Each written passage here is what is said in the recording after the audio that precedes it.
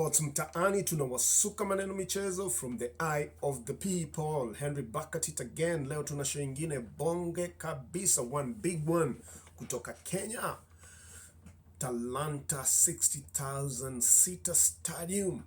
The Kenyan government recently, that's probably 2 weeks ago, commissioned the construction of a multi-billion-dollar ultra sports infrastructure to be developed in Ngong Road at the heart of Nairobi, the capital city of Kenya. And this was justified by the fact that Kenya is supposed to co-host the 2027 AFCON, that's the African Cup of Nations, with its neighbors in the East Africa, Uganda and Tanzania. They won the bid probably by the end of last year, and the three nations are supposed to co-host the tournament.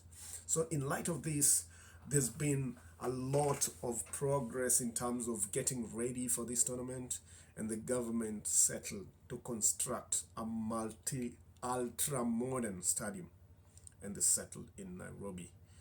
That's what we're gonna talk about today. Na swali yangu ni, what do you think about this? Does it make sense? Is it worth it? Sijui wewe unasema nini, kwa sababu there's a lot of controversy that surround the project.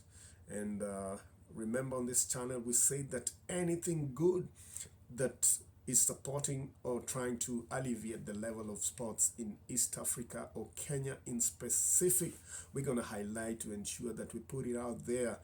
We give those people behind the good progress the kudos they deserve. And if at all there's anybody out there who's stepping on or taking advantage of sports, we throw them under the bus, tunawakanyaga, tunawamulika, so that we, at the end of the day, sport gains and benefit.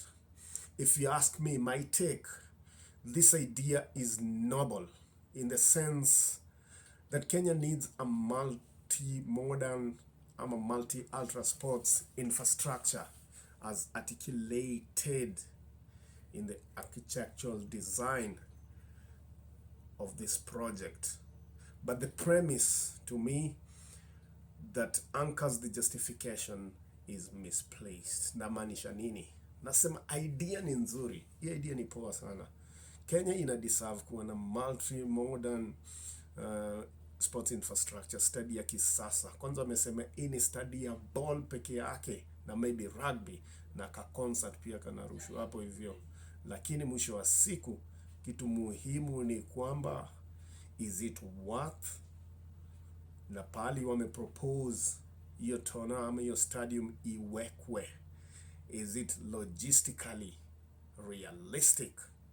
Na the reason nasema to me it's misplaced ni kwa sababu the last 3 editions for the African Cup of Nations that were played in Ivory Coast that ended recently, Cameroon that was in 2022, and Egypt that was played in 2019, the entire tournament was hosted in 6 different stadiums.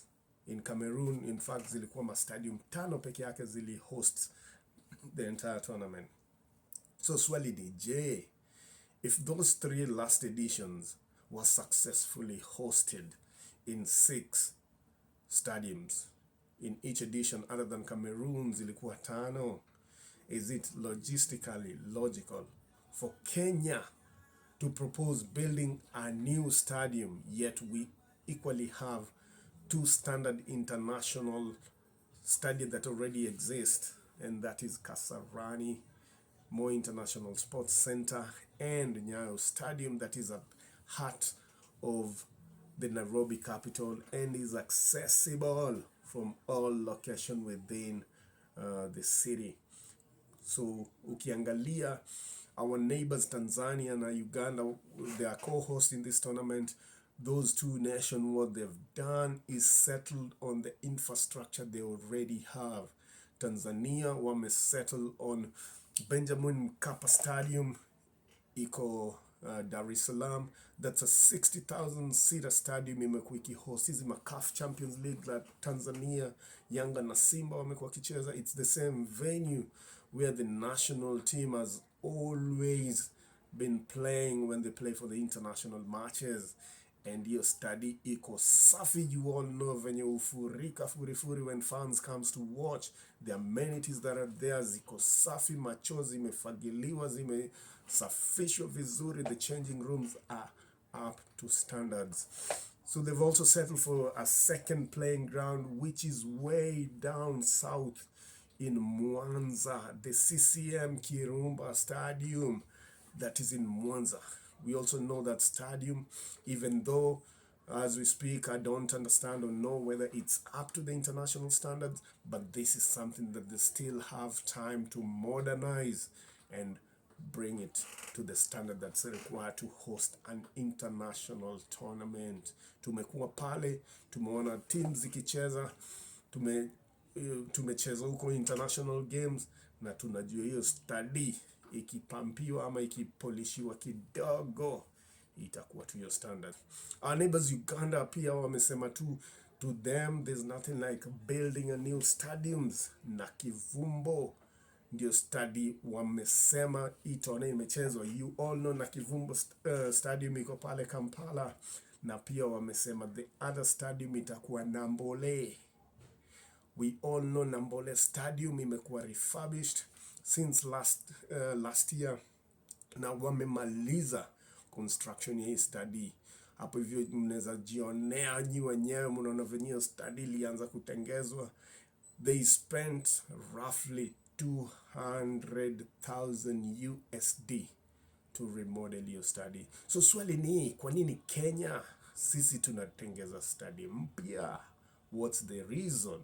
And why Nairobi, where we have already two existing large sports infrastructures that currently exist and they meet international standards, why not even take this stadium to mahali kama Mombasa, Nakuru, ama hapa Thika, so that to diversify? Why crowd the capital city na ma stadiums, yet already kuna infrastructure tunaweza pimp tu kidogo kidogo na zifike kwenye hiyo standard? That's the question tunauliza.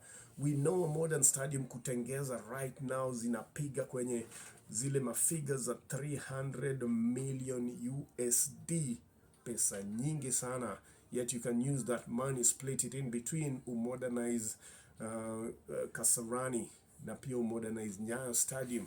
Na in fact kuna study ya tatu, which is City Stadium.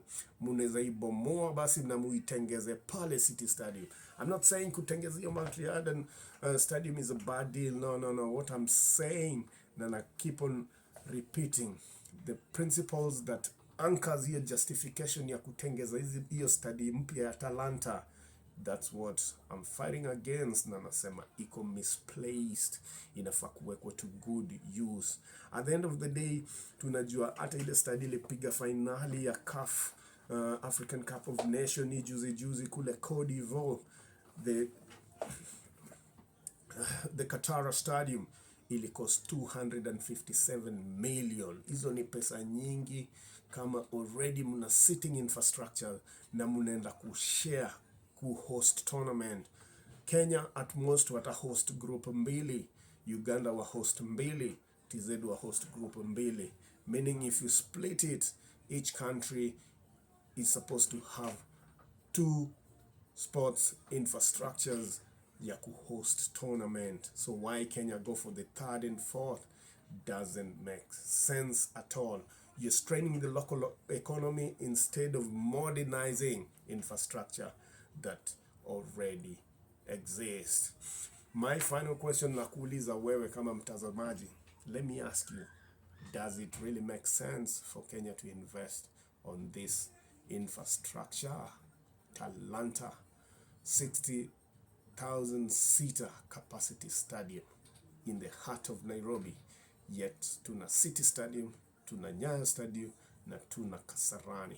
Why not borrow a lift from our neighbors to modernize the infrastructure that we have so that we save money na to make sports grow? Mini Henry, and I'm out. Tukutania here next tukiongea tena juu ya sports mtaani, tunawasuka maneno michezo from the eye of the people. Peace.